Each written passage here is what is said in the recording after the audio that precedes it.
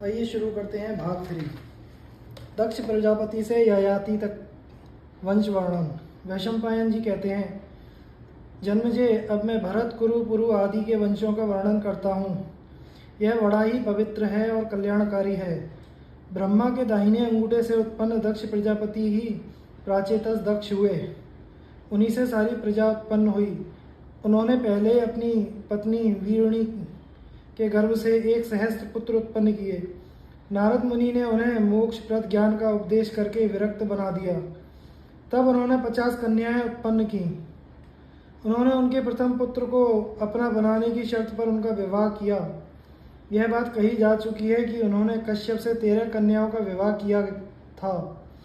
कश्यप की श्रेष्ठ पत्नी अदिति से इंद्र और विवस्वान आदि पुत्र हुए। विवस्वान के ज्येष्ठ पुत्र मनु थे और कनिष्ठ यमराज। मनु बड़े धर्मात्मा थे। उन्हीं से मानव जाति की उत्पत्ति हुई। सूर्यवंश मनुवंश के नाम से कहलाया। ब्राह्मण, क्षत्रिय आदि सभी मानव कहलाते हैं। ब्राह्मणों ने सांग वेदों को धारण किया। मनु के 10 पुत्र हैं।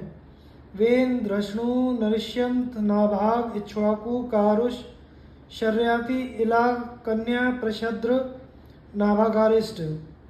मनु के 50 पुत्र और भी थे, परंतु वे आपस की फूट के कारण लड़ मरे। इला से पुरूरवा नाम का पुत्र हुआ। इला पुरूरवा की माता और पिता दोनों ही थी। पुरूरवा समुद्र के 13 द्वीपों का शासक था। वह मनुष्य होने पर भी अमानुष भोग भोगता था। अपने बल पौरुष के मद से उन्मत्त होकर पुरुवा ने ब्राह्मणों का बहुत सा धन एवं रत्न छीन लिए। सनत कुमार ने ब्रह्मलोक से आकर उसे बहुत समझाया भी, परंतु उस पर कोई असर नहीं पड़ा।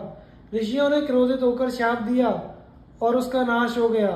यह वही पुरूरवा है जो स्वर्ग से 3 प्रकार की अग्नि और उर्वशी अप्सरा को ले आया था। उसके उर्वशी के गर्भ से 6 पुत्र हुए। आयु, धीमान, अमावसु, दृढ़ायु, वनायु, शतायु। आयु की पत्नी का नाम स्वर्भानुवी था। उसके 5 पुत्र हुए, नहुष, वृद्धशर्मा, रजी, गय, अनेना। आयु के पुत्र नहुष बड़े बुद्धिमान और सच्चे वीर थे। उन्होंने धर्म के अनुसार अपने महान राज्य का शासन किया। उनके राज्य में सभी सुखी थे।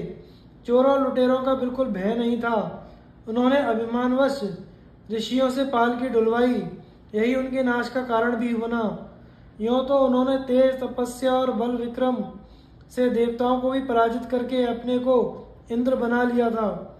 नहुष के 6 पुत्र हुए, यति, ययाति, संयाति, आयाति, अयति और ध्रुव।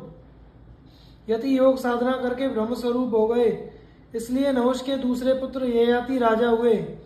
उन्होंने बहुत से यज्ञ किए और बड़ी भक्ति से देवता और पितर आदि की उपासना करते हुए प्रेम से प्रजा का पालन किया। उनकी 2 पत्नियां थीं, देवयानी और शर्मिष्ठा। देवयानी से 2 पुत्र हुए, यदु और तुर्वसु, तथा शर्मिष्ठा से 3 पुत्र हुए, दुर्हु, अनु और पुरु।